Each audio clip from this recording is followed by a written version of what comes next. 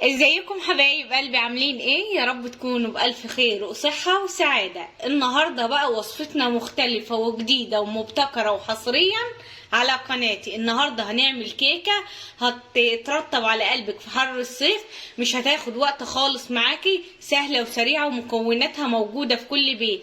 فتعالوا نسمي بسم الله ونصلي على رسول الله عليه أفضل الصلاة والسلام ونبدأ في الوصفة بتاعتنا.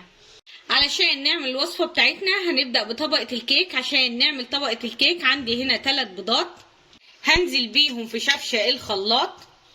هننزل بعلبة من الفانيليا، معلقتين كبار من الخل، المعلقة اللي بناكل بيها. عندي هنا كوباية من السكر هبدأ انزل بيها، يبقى نزلنا بالبيض والسكر والفانيليا والخل. ودلوقتي على طول نروح على الخلاط ونبدأ ننعم المكونات كويس قوي مع بعضيها. المكونات نعمت كويس قوي مع بعضيها. عندي هنا كوباية ونص من الدقيق، بنفس الكوباية اللي عيفت بيها السكر هنبدأ ننزل عليها معلقة كبيرة ممسوحة من الكيك شيف ونبدأ نقلبها مع الدقيق.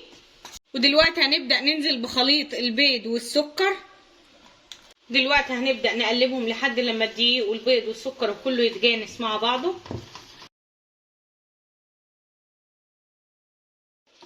شايفين الخليط معايا عامل ازاي؟ دلوقتي هنبدأ ننزل بتلت كوباية من المية. طبعا لو حابة تستبدلي تلت كوباية المية بتلت كوباية من اللبن او الحليب عادي هتبدأي تنزليها مكان المية. بس كده، وهبدأ اقلبها كويس قوي لحد لما تبدأ تختلط بالخليط بتاعنا. شايفين الخليط خف معايا ازاي وبقى فوم كده وانسيابي؟ هي دي الكيكه الاسفنجيه، بنعملها بمنتهى السهوله في شفشة الخلاط، احسن بكتير من فصل البياض عن الصفار. عندي دلوقتي صينيه دهناها دهنه زيت ومبدراها بدقيق بالطريقه دي. طبعا الكيك بتاعنا بدون اي مواد دهنيه. بصوا الخليط معايا قد ايه انسيابي وناعم وخفيف جدا كده. طبعا بعد ما نزلناها في الصينيه هنبدا نسويها. طبعا شغلت الفرن على اعلى درجه حراره من قبل ما ابدا اشتغل في خليط الكيك. دلوقتي هدخلها على الرف الوسطاني وهدي النار عليها لحد لما بتاخد اللون الذهبي من تحت. بشوفها طبعا من الحروف. ببدا على طول اشغل لها الشوايه من فوق، النار عليها وسط. اول ما بتاخد اللون على طول بنروح مخرجينها من الفرن. زي ما انتم شايفين اهو الكيك خد اللون من تحت، بدأت اشغل عليه من فوق، النار عليه وسط لحد لما ياخد اللون على طول ببدأ اخرجه من الفرن. الكيك معانا استوى وخد اللون. شايفين قد ايه هشة جدا وخفيفة جدا. اول ما بتطلع على طول ببدأ بالطريقة دي باي شوكة عندك بتبدأي كده تعملي لها تهوية. عندي هنا كوبايه من اللبن او الحليب. اللبن او الحليب ده بارد، حطيت عليه معلقه كبيره مليانه من السكر. ببدا ادوب السكر كويس قوي. بعد كده ببدا اشربها للكيك وهو سخن كده. طبعا دلوقتي هركنها على جنب ونبدا نعمل لها الطبقه التانية.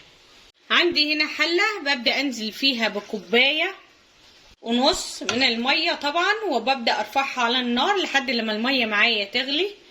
بعد ما المية معايا غلت عندي هنا 2 باكت جيلي مشمش، اي نوع جيلي انت حابة تستعمليه استعمليه. هنبدأ ننزل بال2 باكت جيلي على الكوباية ونص مية مغلية. 4 معالق كبار مليانين من السكر على نار عالية. ببدأ كده تحريك مستمر لحد لما الجيلي والسكر معايا يدوب. اول ما بيدوب معايا كده برجع انزل تاني بكوبايه ونص من الميه البارده وبدي تقليبه. يبقى ال2 باكت جيلي حطينا عليهم 3 كوبايات من الميه، كوبايه ونص ميه مغليه وكوبايه ونص ميه بارده.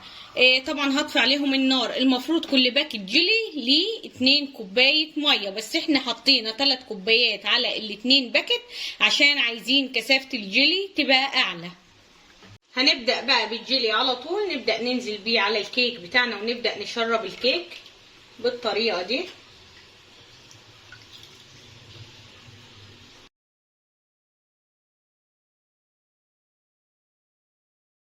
طبعا نزلنا كمية الجيلي كلها اللي احنا عملناها على الكيك، شربنا بيه الكيك. دلوقتي بنسيبها تبرد وبعد كده نبدأ ندخلها التلاجة لحد لما الجيلي بتاعنا يبدأ يمسك ويربط مع الكيك. بنبدأ نطلعها من التلاجة ونبدأ نقدمها. مستعجلة دخليها الفريزر على طول، تبدأ تسقع معاكي، ما بتاخدش وقت خالص. الكيكة بتاعتنا سقعت، دلوقتي هنبدأ نطلع منها حتة. بسم الله الرحمن الرحيم. دي أسرع وصفة كيك ممكن تحضريها. دلوقتي تعالوا نسمي بسم الله ونطلع منها حتة. شايفين الكيك وجماله؟ والله العظيم طعمه جميل جدا وحاجة تشهي النفس على الأكل. تعالوا نشوف الحتة اللي طلعناها.